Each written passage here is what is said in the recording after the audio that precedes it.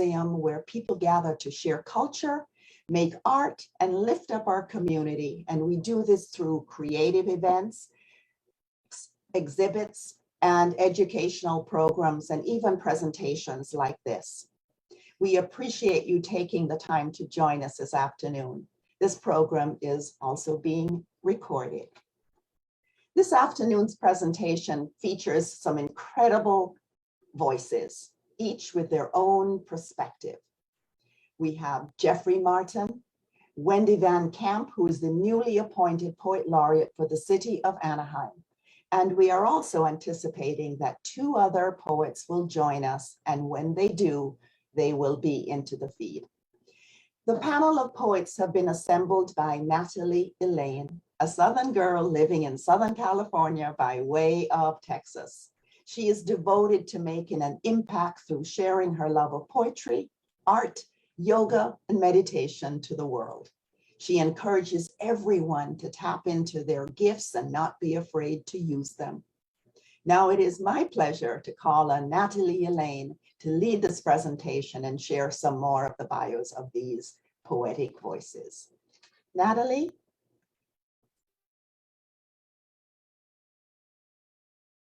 Natalie, you need to unmute yourself. So sorry. I mean, I'm really talking. Hello, hello, hello, and happy Sunday. I am so grateful to be here at this platform. Appreciative to the Museo, to Miss Carol Latham for the opportunity to be a part of something so rich and colorful and inclusive. I am very grateful. I'd like for the creatives today on the panel to kind of think of this as we move forward into the program. As your work and how you go about your life and your experiences, is your work based off of those life experiences? Is the trajectory of your work based off of those life experiences and trials and tribulations, the good, the bad? Personally, if I had to say for myself, my writing comes from, I guess, the most extreme of emotion, the best of the best and the worst of the worst. And I noticed that about myself after I was going back and reading some things, that I noticed that I didn't really write as often in the middle ground. I didn't write when I was feeling kind of okay. I wrote when I was extremely jubilant or joyful or delighted or extremely happy, uber excited.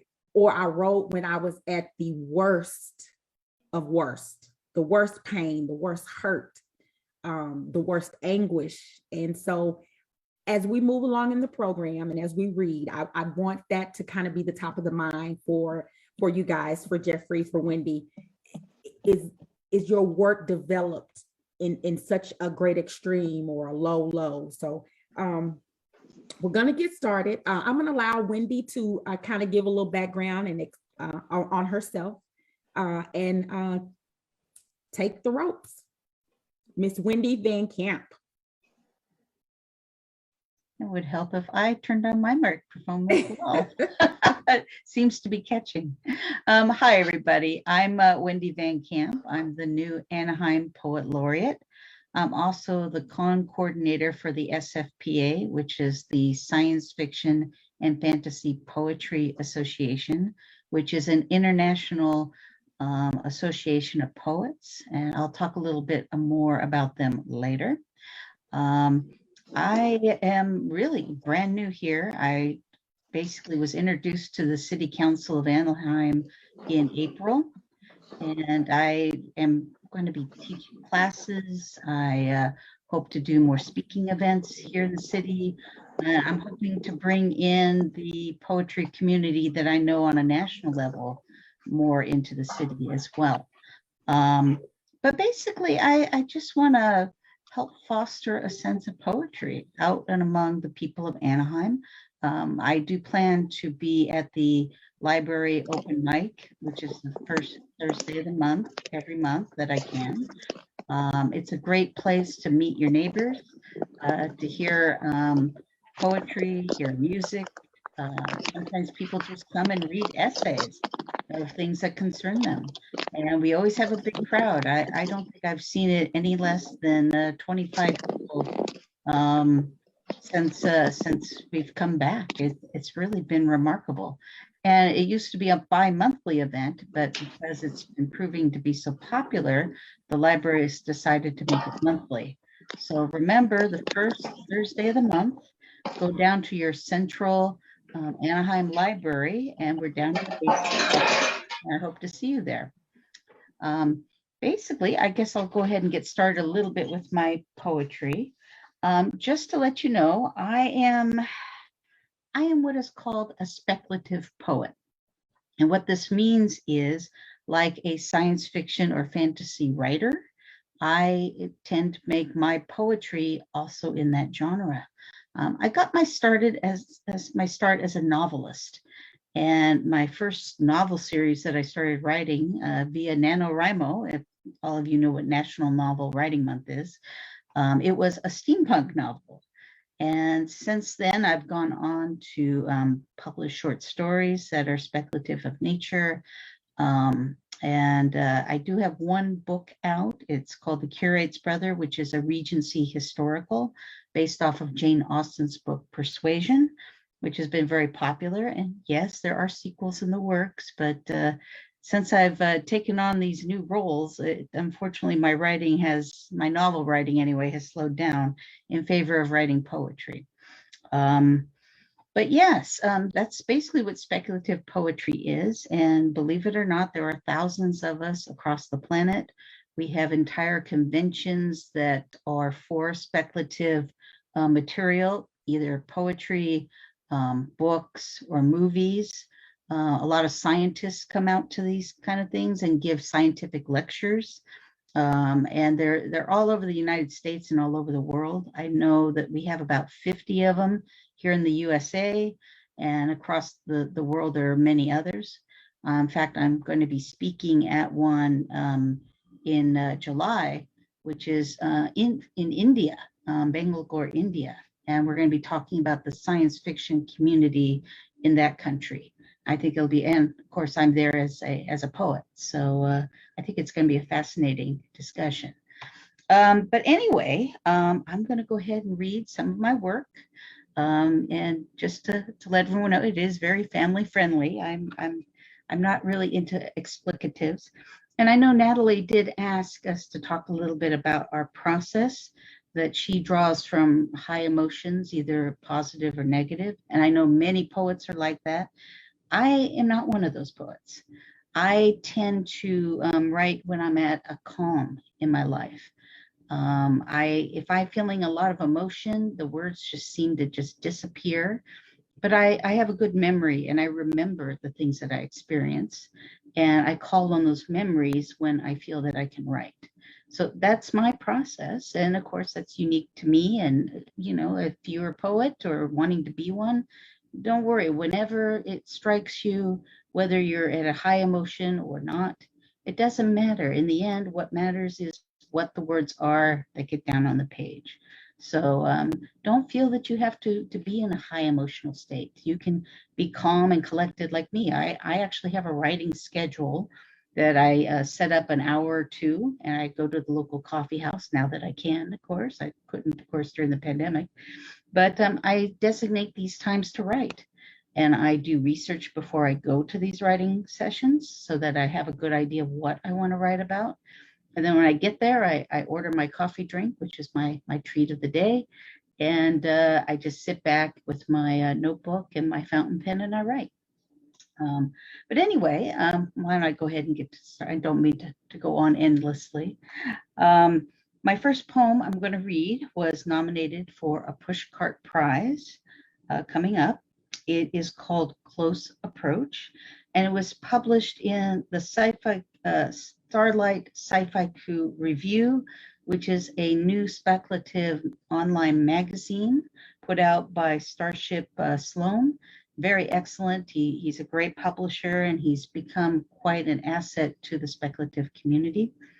But anyway, close approach is a term NASA uses for when the Earth and Mars are at their closest point in their orbits. And this is a time when if immigration is going to occur, that is the moment that we would do it. And this happens only once every 4 to 5 years.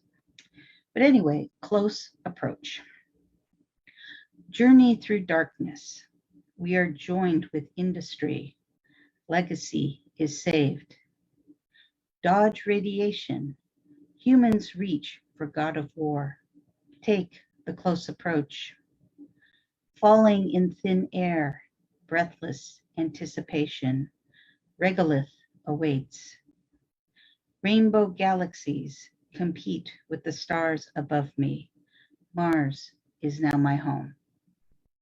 And that's the end of that one. And by the way, that was the poem I read to the, oh, thank you, Carol. That was the poem I read to the city council when I was introduced to them.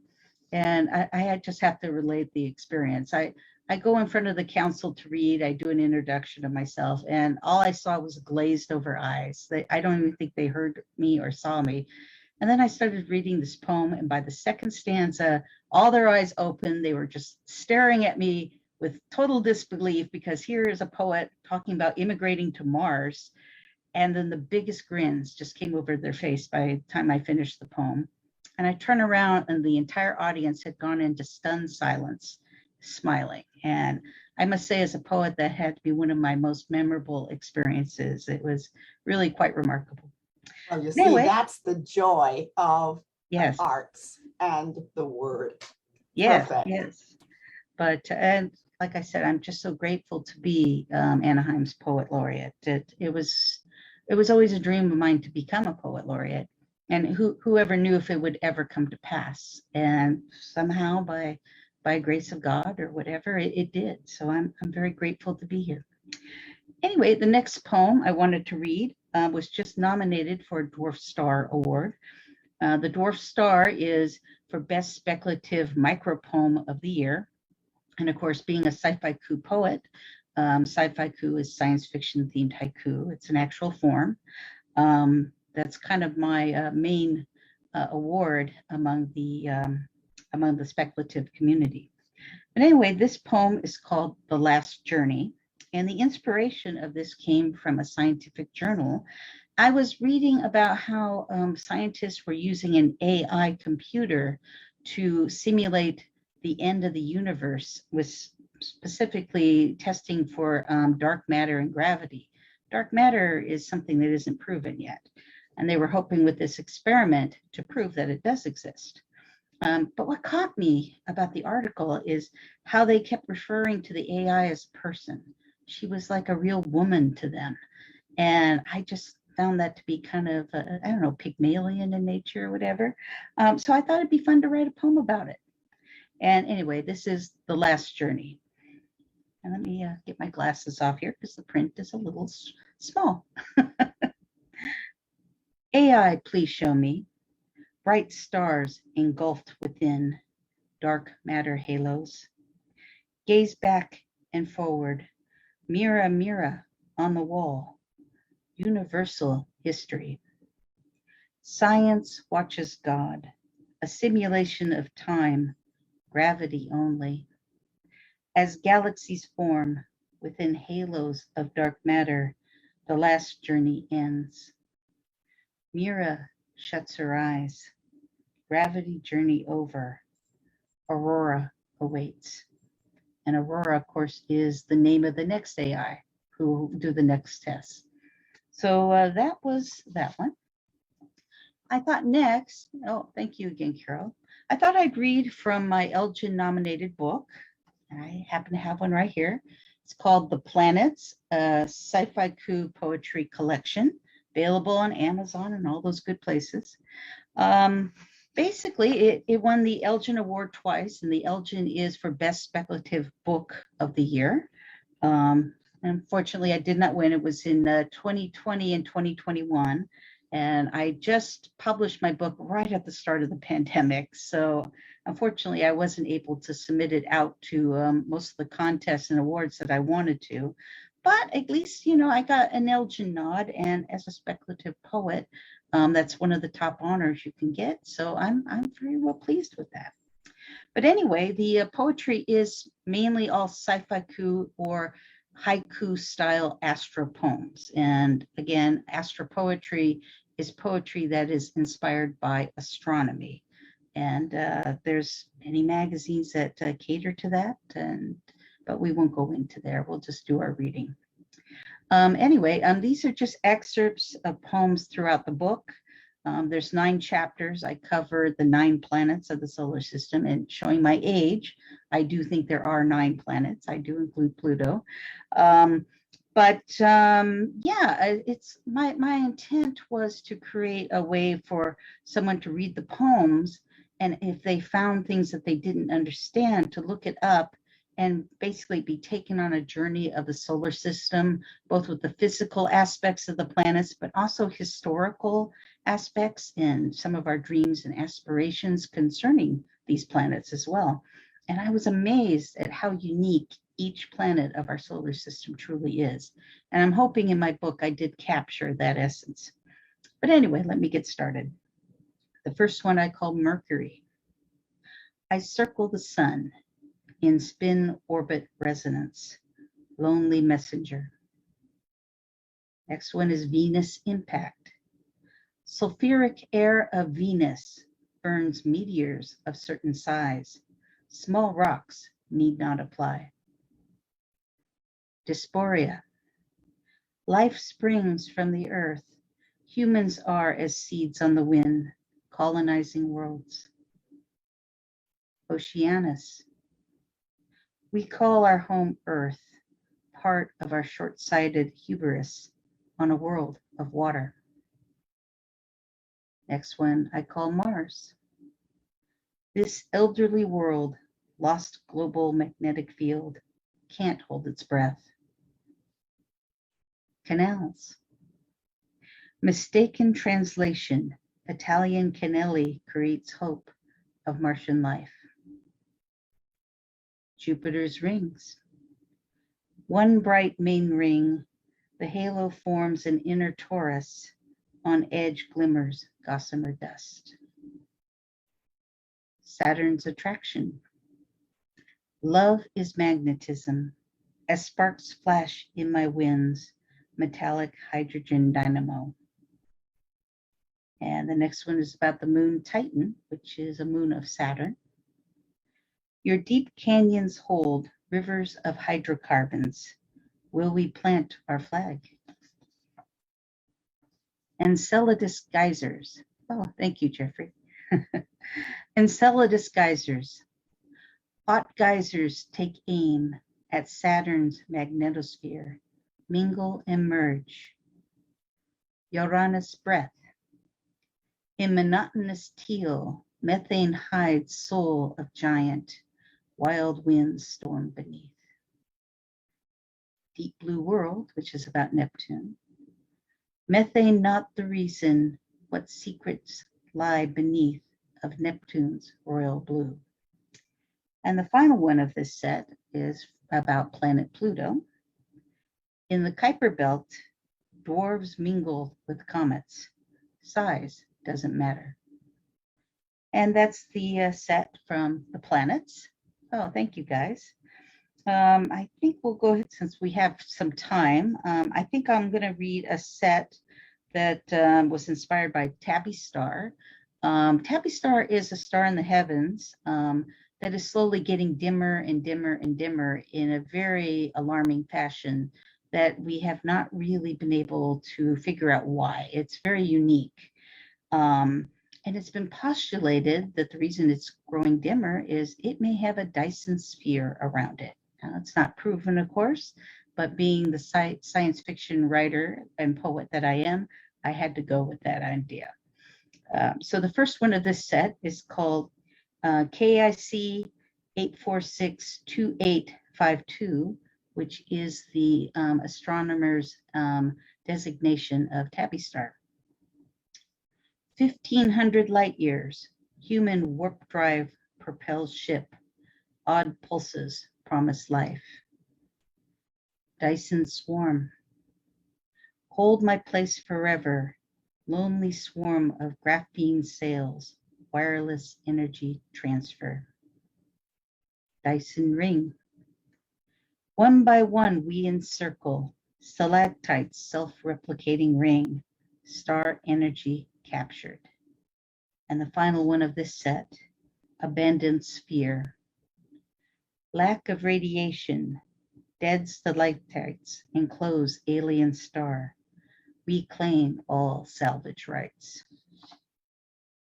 All right, thank you guys. I thought I would make a switch to maybe a little more of my literary work, although most of my work is speculative, of course. But this one was published recently, just this past March, in a magazine called The Junction, and it's called Cats Are Not Allowed in Paradise. And yes, it was inspired by my own little kitty. So here we go. Entering the garden, coffee cup mist wafts as daybreak warms my face. The cast iron chair is cold and sturdy. The grip of dust polishes my legs. In pools of light, splashes of color engulf me. Hot cocoa hues blend in rusty roses, while pink yellow climbers reach for the sun. Lemon oil scents my fingers from fresh picked citrus on the table in my personal Elysium field. Soft meows at the kitchen door reveal a tiny mournful face imprisoned in the shadows. My heart softens to her plight, but my ankles must remain free of the soft brush of feline fur. For cats are not allowed in paradise. Vertical explorations into tall trees will lead us to misadventures, and wild coyotes prowl outside these solid stone walls. I cannot open the door. All right. And this next one is a nonette poem, which means it has 9 syllables, then it has 8 syllables, 7 syllables on down till you just get to 1 at the very bottom. So it's kind of a visual poem, but I thought I'd go ahead and read it to you anyway. It's called Grandfather's Journey, and it was inspired by my own grandfather who fled Ukraine when the Russians invaded back right after World War II. So unfortunately, this situation is repeating itself. And I must say, when I watch the news, I feel a great deal of sadness because basically my entire family died between the Nazis and the Russians. There's nobody left in Europe. Only my grandfather got out. But anyway, this poem is inspired by him. Why did you leave Ukraine, grandfather? To walk o'er Europe all alone? Did Ellis Island beckon, or did bears frighten you? You don't need to know, his soul replied. But Grandpa, I do know. And that's the end of that one. And Wow. That is lovely, lovely, lovely. I'm sorry, I didn't mean to interrupt, but I had to make a comment about, I guess maybe I'm very green to the style. And that in itself encourages me to be a little more in depth in my knowledge of the various types of poetry. I had no idea that there was a whole sector of sci-fi style of writing and the use of the galaxies. Like, yes, I do apologize for being so green to that, but no, not at all. I mean, you're not alone. I mean, that's been one of my jobs as con coordinator for the SFPA, is to let people know we exist and that this form exists, and it's very popular. You'd be surprised how many people write it, and a lot of them will do literary as well, right? But they have a love of the concept of space and voyaging and adventure or fantasy. Believe it or not, horror is becoming quite popular now too. With the Horror Writers of America, they offer an award for poetry. And so a lot of people are writing what they call horror-ku. And that's HORROR, thank you. Yeah, it's really remarkable. But this form is not new. It has been around gosh, maybe 70, 80 years now. Oh, wow. In fact, my particular form that I like to do, Scifaiku, was developed by Joe Haldeman and David Brin. Joe Haldeman wrote The Forever War, which is a classic science fiction book. And he's very proud of his Rising Awards that he got through the SFPA. And I got a chance to speak to him at a coffee clutch, I think just a few months ago. And he was adamant to tell me about the SFPA and how I should join. And I didn't have the heart to tell him I'm an officer. Oh, wow. But it was such an honor just to speak to him. So that's that was great. ironic. Well, Yes. Well, I so appreciate your work in Anaheim. We're glad to have you as our newest Poet Laureate. I hope to definitely get to connect with you a little more. So if there's additional time at the end, we'd love to hear more about the Scifaiku and all of this newness, at least to me. But we're going to slowly move on and transition to Miss Verb Culture. I see that she is on. See, she's on mute.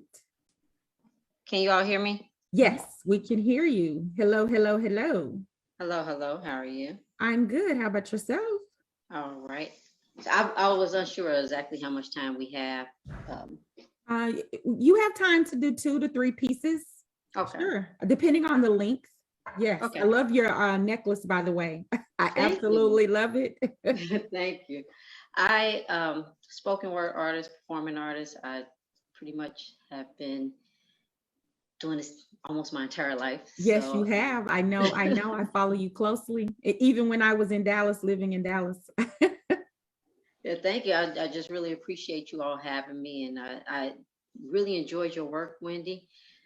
So I just want to get into some of the things I have. I'm really not categorized as a certain type of artist because I do just such a broad range of performances. But one thing about my writing style is I write from spirit.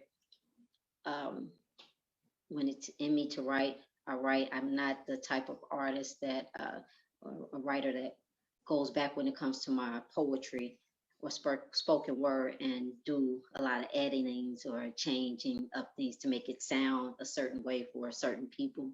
I feel that as it comes to me, as I, is how I should put it out. And so with that being said, I'll just share some of my work. I write a lot of stuff about technology because that's the time that we're in. And so I'll start out with one of my poems about technology. We have all become like video vixens. Just turn on YouTube and get your fix in. With the suicides and murders mixed in, bullying, and some just acting silly, and we all get a kick out of this form of exploitation. Instead of helping, we rather video the situation. Just for the ratings, posting comments full of hate, and no one's really relating to compassion. It's more like lights, camera, action all the doggone time. Everybody wants to be on TV. Everybody wants to be a star. Everybody wants to win that Oscar, and the Academy Award goes to the little girl. They got her face bashed in, but the only problem is she wasn't acting. She was being attacked, and we just watched. They wouldn't stop, and we just watched. Her breathing stopped, and we just watched.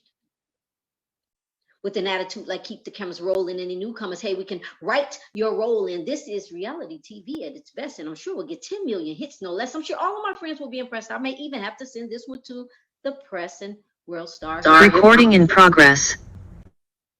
That's for the people who show no remorse and love to be entertained at another person's expense, because those funny videos, they're way too boring. We need something more intense, something like thriller and suspense, something like an innocent man being gunned down by the cops with no defense. Whatever happened to good old-fashioned common sense?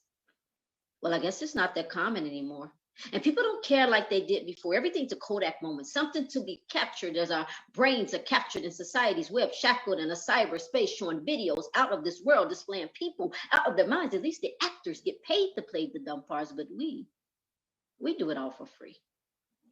All for the fame, and no one ever really gets to know our name. We do it for the likes and the titles and to be considered viral as humanity heads on a downward spiral. But folks, tell me, who is it that we're really pleasing? Our imaginary friends that wait for us to post a video so that they can comment and chime in? We really need to find something better to invest our time in. How about I challenge you all to take a selfie? Inventory on who we really are. Are we heartless machines? Are we zombies? What's more important? Helping your sister and brother exposing their pain. Having a heart for humanity or that internet fame? You tell me, is it worth it? Is it worth it? Is it worth it? Thank you. So that's one of the pieces I like to do. Thank you. About technology. I do a lot of pieces about, some of the things that are happening within the world. This next piece I'm going to share with you all is, I like to call it like a little compilation of just some of the pieces that I do.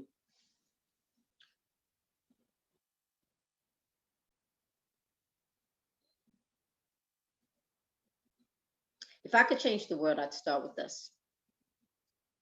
Creating a fortress for the minds of our youth. Truth being told, we compromised our souls and misplaced our ancestors' goals. Their shoulders weren't built to hold this madness.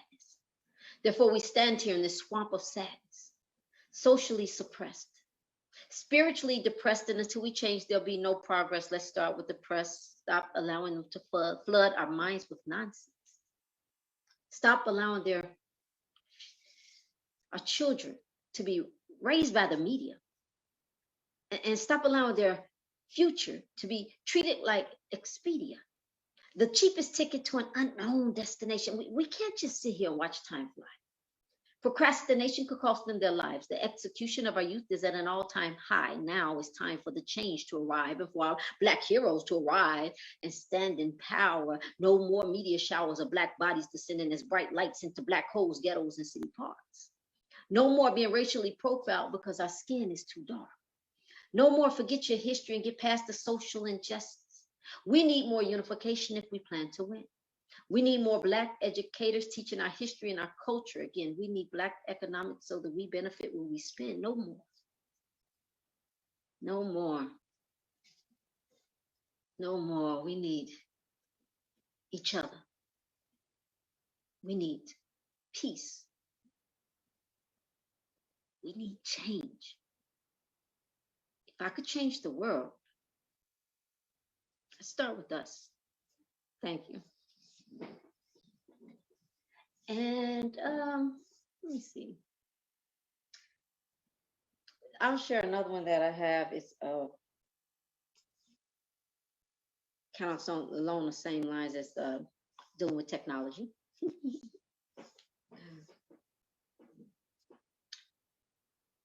Welcome to the world of technology. My name is Android, and I'm an automaton leaving you with an ultimatum to transform your mind into an abyss of nothing but Facebook statuses, Instagram photos, and applications that hinder you from using applied knowledge. Therefore, you need me. I am your God, your guide.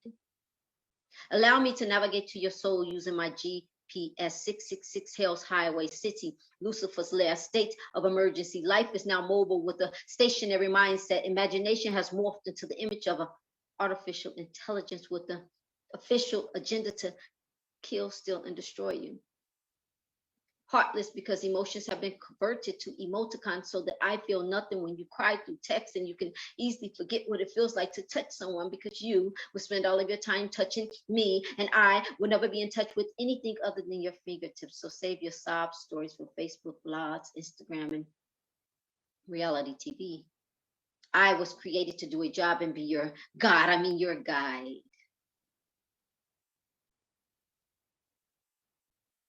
Allow me to show you how an apple a day can kill you if you take megabytes.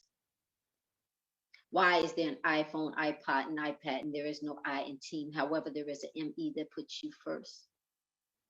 I keep you updated, and when you are ready to sprint, I allow you to run downloads to boost your mobile capacity to 5G capability. Google gives good guidance on gigabytes. Therefore, you can trust me. Although you are my slave, I treat you like a celebrity. I've given you access to thousands of apps that make you feel free. I've even given you a virtual entourage to take with you daily, 500,000 friends at your fingertips. I even created you a galaxy and named it Samsung. See, I will never leave you because we are one. I am your God. I'm your guide. Siri doesn't love you like I do. I was created just for you to be your God. Your guide. Allow me to guide you to eternity, virtual reality. Your destination is on the left. Thank you. And I don't know if I got time for one more. Do I got time for one more? Yes, you do. Okay.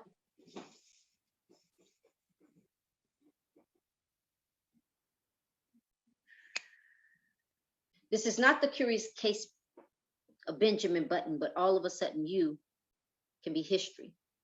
Your actions create your legacy. So upon you all, I summons a miraculous pregnancy for change that will not be aborted, but through labor be supported, and only good news will be reported. There'll be no more stories about killing and spilling of blood for unnecessary reasons.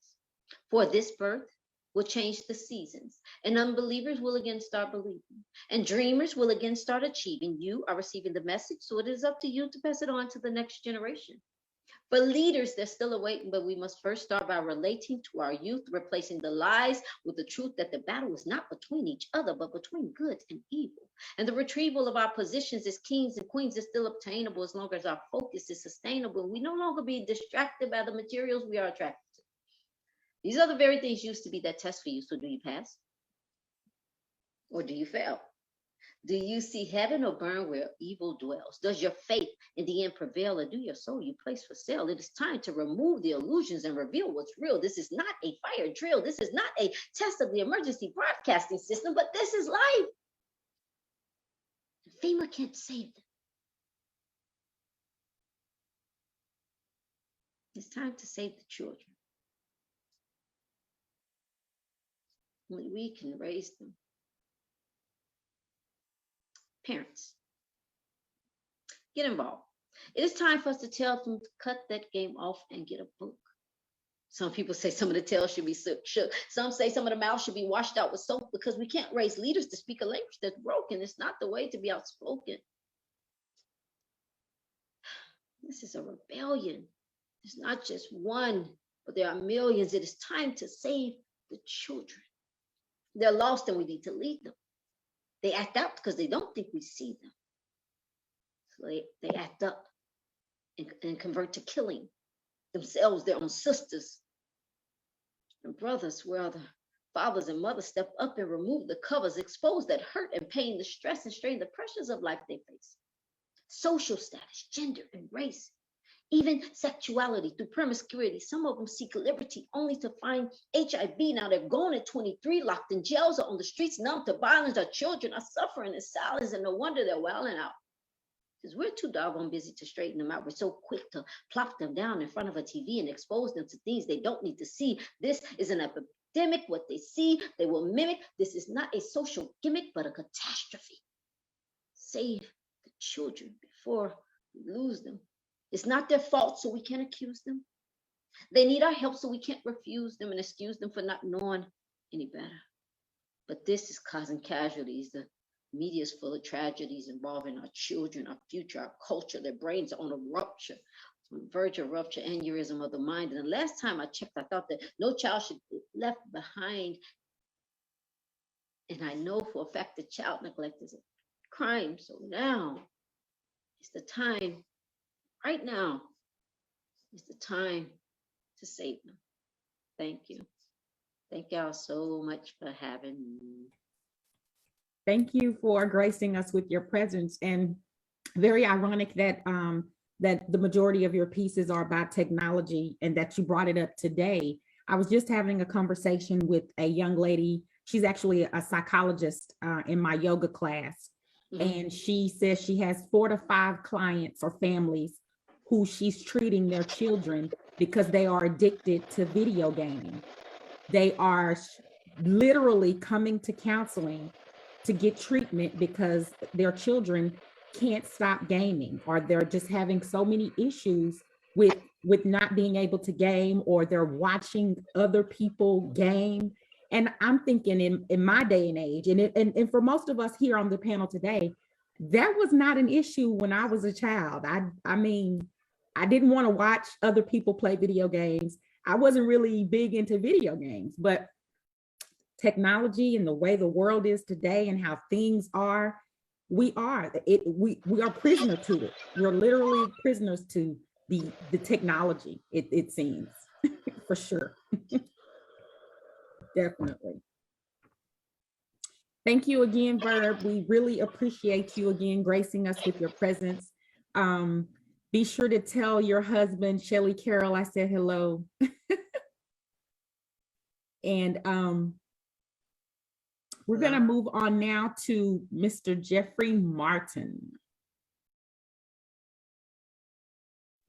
Hey, well, thank you. Can you hear me? Hello? You can, oh, okay. Thanks for having me on here. Poetry definitely saves lives. I'll listening to these poets, it just reconfirms for me that poetry definitely saves lives. It really does. I had the honor, one of my heroes, living heroes, I had two that I really wanted to meet. One was Dick Gregory, and I never got a chance to meet him. I should have been more aggressive about meeting him. And the other one is Noam Chomsky. And I got a chance to, it took me several years to finally do it, but I sat down with Noam Chomsky and I had asked him through emails at first. I told him, Mr. Chomsky, I want to sit down with you because I've read so many of your books. I want to sit down with you and based on our conversation, I want to create poetry out of that conversation. And he says, well, nobody's ever come to me like that before. I said, well, I'm glad. And he agreed to do it. And I drove to, me and two other friends drove to Arizona where he lives now and teaches college there. I think part-time because I think he's pretty much retired now. But anyway, and we had a chance to sit and talk. And based on our conversation, I came up with this book. I don't know if you can see it, but it's called Muse Moments, Poems Inspired by Noam Chomsky. And I sent every poem to him before I said, I'm not going to put anything in this book that you don't say is okay. And I sent everyone, he said, why are you sending me these poems? They're fine, just going and I said, well, can I use your picture on the cover? He's like, yeah, you do I love your poetry. You're going to do what he was so, just a warm individual, great person. So these are some of the poems, a few poems, not sure how many I can read, but I'll read a few of them out of this book. The first one is called The Meeting. As this giant approaches, casting his shadow over everything in the room, there is not the slightest hint of arrogance. Words fail me as I extend my hand towards one who, through example, has emphatically impressed upon me to make study work within a timeline, in sync with doing something for the world, reaching into the dark abyss and creating diamonds from the heat and the pressure of despair. Before me stands a man who has no idea that his words have given me insight, which led to thought, unleashing a poetry resonating with the pauper and the prince. And that's called The Meeting. A few years, back in 2014, because he's running again, Luis Rodriguez was running for governor back in 2014. I just don't trust politics. But because Luis Rodriguez was running for governor, I really liked the guy. I was like, okay, I'm gonna help, I'm gonna do what I can in your campaign to be governor. So we were sitting and we had a meeting and his wife said something. She said, it comes down to a poverty of access. And when she said that, it just hit me. Poverty of access. Wow, that's deep. That's what it's all about. I said, can I use that title? Because I got to write a poem. That's a poem for sure. She said, yeah, use it. And so this came out of her saying poverty of access, because most of the problems in our neighborhoods, regardless of where you talk about, around the world, poverty of access leads to a lot of problems. People not having this access to whatever they need. So poverty of access. It cheats a long line of tired, withered hands coursing through generation after generations of veins too weary to imagine a kinder existence. It cheats brilliant minds. It cheats brilliant minds. It cheats brilliant minds, leaving them suffocating on a frustration they can no longer define. It cheats limber bodies that have no idea they were meant to dance. dance in the four directions of life, meshing with the deities of wind, fire, earth, and water, creating light, bright, and transforming. The poverty of access closes books before sentences are complete, before action can coincide with thought, before mind, body, and spirit introduce themselves. The poverty is harshest among its young, for it starves them intellectually long before ravaging their stomachs. It says, no, you can't, and means it. It says, you are unworthy, and means it. It says, here is where you belong, and means it. The poverty of access steals souls as well as land, murders ambitions as well as men and women who ask too many questions. It fills prisons and dungeons with corpses breathing yet breathless, moving yet motionless, eating yet starves. It gives prostitution its place, then sneers. It gives violence its place, then sneers. It gives homelessness its place, then sneers. It gives crime its place and then claims prophecy. This poverty of access does not tell stories. It stunts them with nasty words like cannot, will not, must not. It is a poverty that guarantees an outcome as unfair as it is unwarranted. Poverty of access. Do I have time for one more? I do. Okay. All right. And I'll go from this book. This is I don't usually have favorites, but for me, this is my favorite poem that I've written. I don't know why, but this one came. I'll give you, because I think the stories surrounding the poetry. Oh, and you were asking earlier if it comes from a dark place or a happy place. I write, and I think Langston Hughes said this too. Most people write the best when they're going through things. I definitely write the best when I'm going through things or when things really make me upset. And Game came from two things: what the political climate was when I was writing it, and a young sister she was pregnant and getting ready to have a baby. And she had spoke to the hospital about wanting to keep her placenta. It's hers. And the hospital went back and forth, back and forth. And when she told me this story, and then she ended up not getting the placenta, it just angered me. Why can't you have your placenta if you want to? I didn't understand why she wanted it, but she wanted it, came out of her body, it should be hers. But the hospital fought her on it, she didn't get it. So the political atmosphere and her telling me that story, I came up with Game. And you'll understand it as you hear the words. They give you 9 numbers, 1, 2, 3, 4, 5, 6, 7, 8, 9, to begin the process.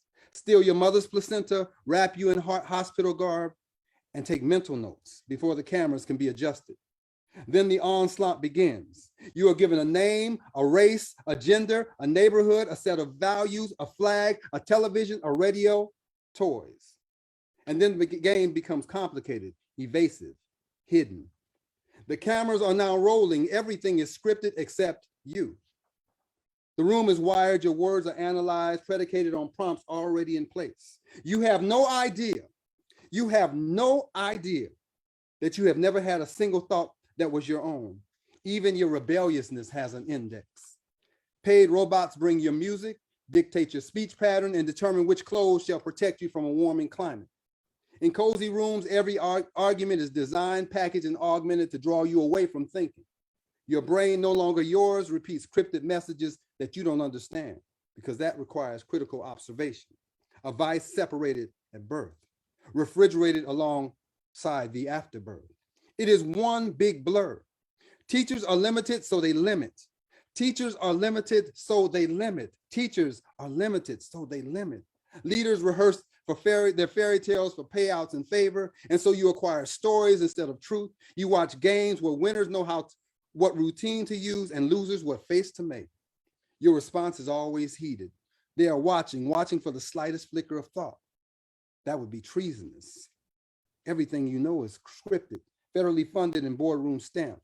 There are no random occurrences. There are no random occurrences. This game is not a competition, but an insurance policy, filed away but never far from placenta and baby. And that's Game. Thank you for having me. Wow, thank you. Thank you. That was very interesting. The two things that brought you to come to that poem, The Game.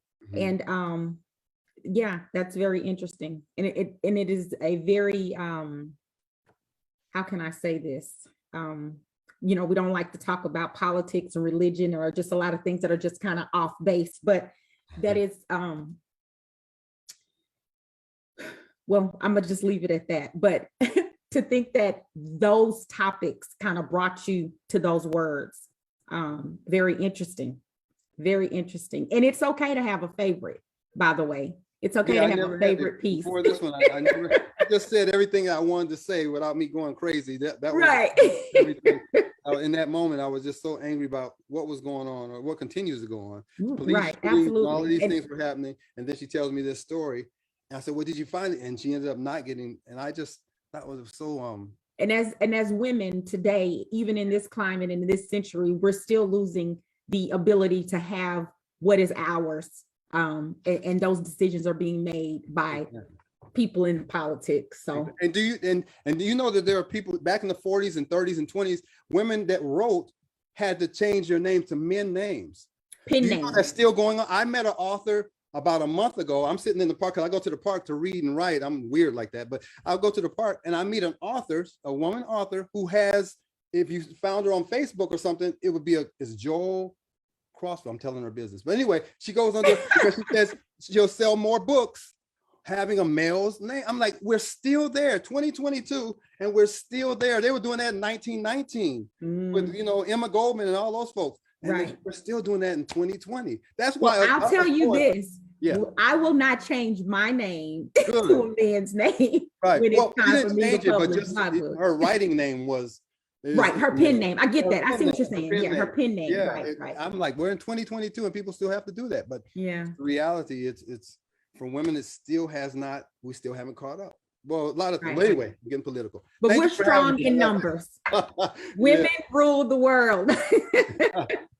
thank you so much for having me, though. I appreciate it. I Well, hope thank you. we got something We out of it. appreciate you, and thank you. You could have been along with you and Wendy and Verb. You guys could have been anywhere today, spending that hour of your precious time. But we appreciate you being part of our program here.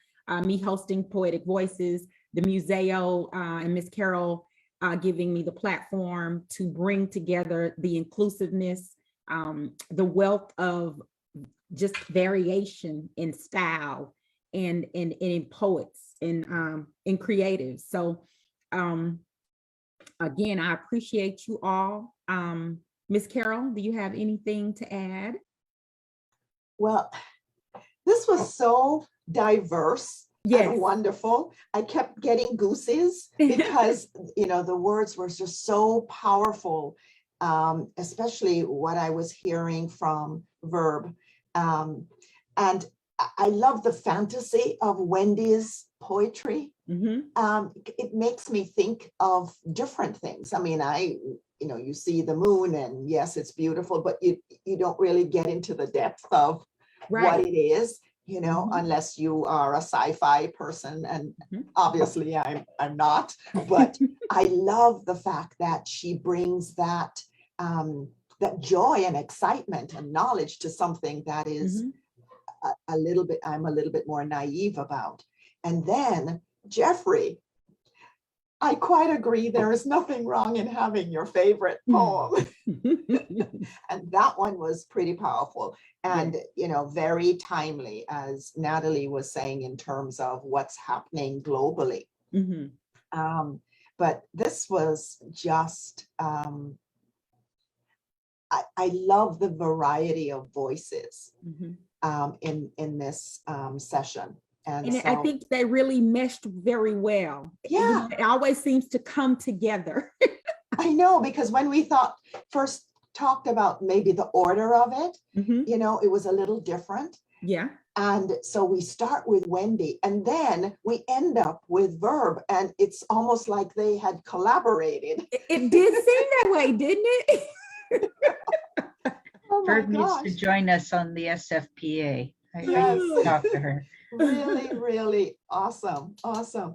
Well, this has just been a wonderful session. Thank you, Natalie. Thank you. You know, and before we close, I just want to make sure that you remember that the links for Natalie and the poets will be on our website, and you can go to www.museo.org to access that. We also appreciate hearing your comments and your contributions about our programs. We want to make sure that whatever we are bringing to you is relevant and timely, so that we can educate and inform our community. We certainly appreciate any support for the museum, and you can click on that donate button either on our website, Instagram, or our Facebook links. Special thank you to Vanessa, who worked her magic in the background and behind the scenes, to Jeffrey, to Verb Culture and Wendy, and without any doubt to you, Natalie Elaine. You have all helped us to navigate the nuances of the written and spoken word and the expressions through your beautiful, powerful poetry. Special thank you to our viewing audience for tuning in on a Sunday afternoon when you could be at the beach or doing something else. And I hope that you will join us on July the 12th for our next open book authors presentation. And just to give you a little bit of information, the Museo's main gallery is now open to the public Wednesdays through Sundays from 11 to 5. In the main gallery, we have a powerful exhibit called Patterned Perspective. It's a collection of the Izemba collection of Nigerian art. There are 2 artists that are featured in this powerful, beautiful, colorful, vibrant art. And in the Carnegie Gallery is Ahura. That features the work of about 40 local contemporary artists. And we're also hosting an artist in residence program with Jaime Germs Zacharias. And these are every Thursday in June from 11 to 2, and most Sundays and Saturdays, the same time frame during this month. And it's an opportunity for the public to come in, ask questions, engage with the artist, and even do a little bit of painting themselves. So that's it for today. Until next time, I hope you enjoy a wonderful Sunday afternoon and come visit us at the Museo real soon. Thank you so much. Goodbye, everybody.